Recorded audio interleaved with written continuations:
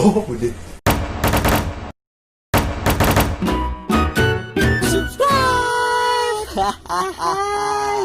Yo, what's up? Selamat datang di channel Hal Unik. Oke, balik lagi di channel kita di Hal Unik Channel. Konten yang membahas tentang hal-hal yang unik pastinya. Yoi, bersama gue Bode dan Odi. Yoi, lanjut aja ke pembahasan nih, Sobat Halu. Sebelum ke pembahasan, jangan lupa guys, sobat, kawan-kawan, dan semua yang ada di mana aja, jangan lupa Subscribe, nyalakan lonceng, dan like and comment. kalau tahu kan. Oke, langsung aja dah, nggak usah lama-lama.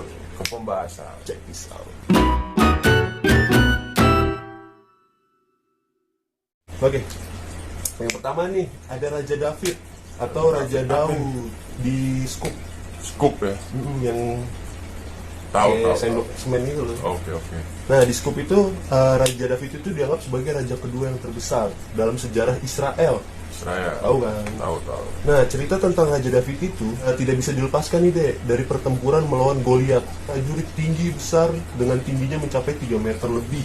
Buset. Dia tuh udah tinggi, pakai baju zirah juga. Dan tuh tau kan baju zirah orang-orang zaman dulu tuh besi-besi Ya, berat. rumah kuno gitu. Iya, membawa senjata yang berbentuk tombak yang besar. Iya. Tombak yang besar itu kayak gimana ya? Pokoknya gede kali. Penjelasan tentang Scoop ini deh, lu ada yang lu tahu nggak nih? Scoop ini kalau gue selama main kartu dia tuh paling tua. Paling tua, Anak ya? pertama nih. Pokoknya logo dia paling tua. Pokoknya kalau lo punya as Scoop, kalau di main di poker, capsa susun, nggak ada ngalahin. Apalagi kalau lo Royal Flush dan Royal Flush ini tuh lo Scoop dari as, king, jack, queen, 10 poker di mana lo pasti dapet jackpot boy. Nggak ada yang bisa ngalahin. Ini kan cerita di Israel nih. Kalau di cerita di Islamnya itu Raja Daud itu adalah ayahnya Nabi Sulaiman deh. Wah, ini Nabi Jadi ini Nabi Daud. Dia itu seorang raja muda. Nah, pada saat dia ngelawan si Goliat nih, itu dia umurnya masih muda banget deh. masih muda, nggak takut pokoknya. Yoi. Lo gede, gue kecil, gue aman. Oke, next ya.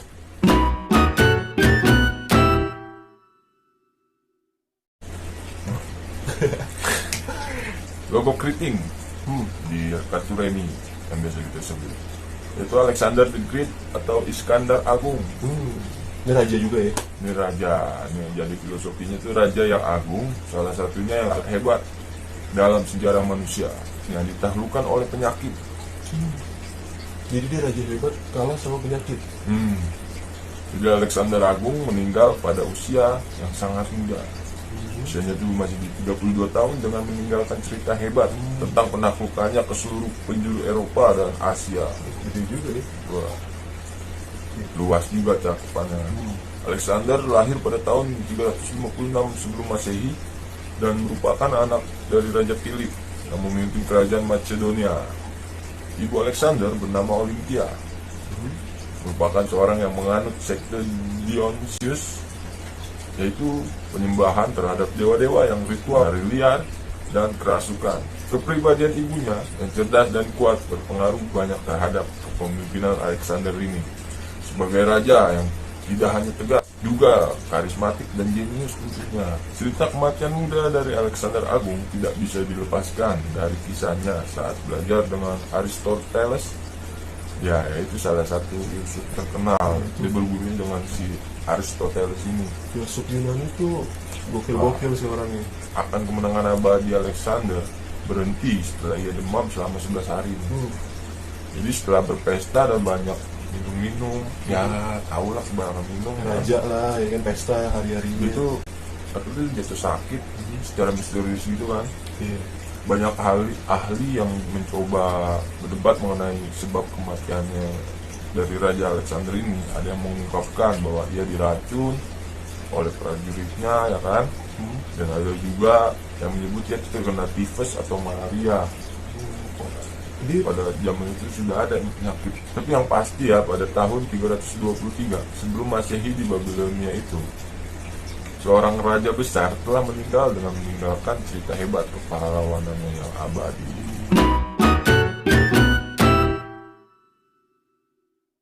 hati Ati itu adalah Raja Prancis nih, namanya Kaisar Charlemagne. Kaisar Charlemagne ini memerintahkan kerajaan Franks.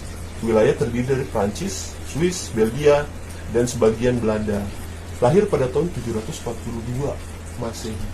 Ayahnya bernama Pepin Scebo dan kakeknya adalah Charles Martel, seorang pemuka bangsa Frank. Sejak jatuhnya Kekaisaran Romawi ini, tidak ada nih kerajaan yang besarnya melebihi kerajaan milik Kaisar Charlemagne. Selama 45 tahun, ia telah memimpin tidak kurang dari 54 pertempuran.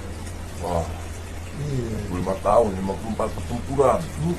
Nah, sebanyak pertempuran yang diikuti dengan kemenangan demi kemenangan, itu membuat Kerajaan Frank pada puncak kejayaannya, wilayah mencakup hampir seluruh Eropa Barat. Wah, Jadi cerita pertempuran itu, Charlemagne yang paling terkenal tentunya adalah penakluk daerah Saksoni di Jerman. Ini diperlakukan tidak kurang dari 18 pertempuran. wah, Yang pertama itu pertempurannya di tahun 772 dan telah berakhir pada tahun 804. Kisaran 30 tahunan lah. Nah, orang-orang Saksoni ini itu dulunya tuh nggak punya agama tuh, barbar lah. tanpa agama, Benar. yang hidup. Iya, dia tuh barbar. Nah, si Charlemagne ini Iya. memaksa mereka tuh untuk menganut agama Nasrani. Oh, dia datang kayak harusnya itu begini. Benar.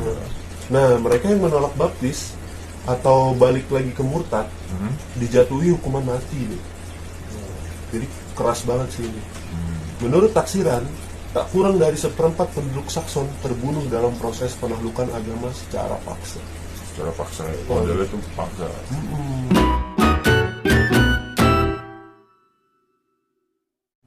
Oke, di anak terakhir ini ada tuh wajib. Nggak wajib kasih, wajib itu kayak tempe lah. Iya, Ketupat, biasa ketupat. dibilang tempe. Ketupat. Jadi ketupat itu yaitu Julius Caesar. Julius Caesar lahir pada tanggal 13 Juli 100 sebelum Masehi.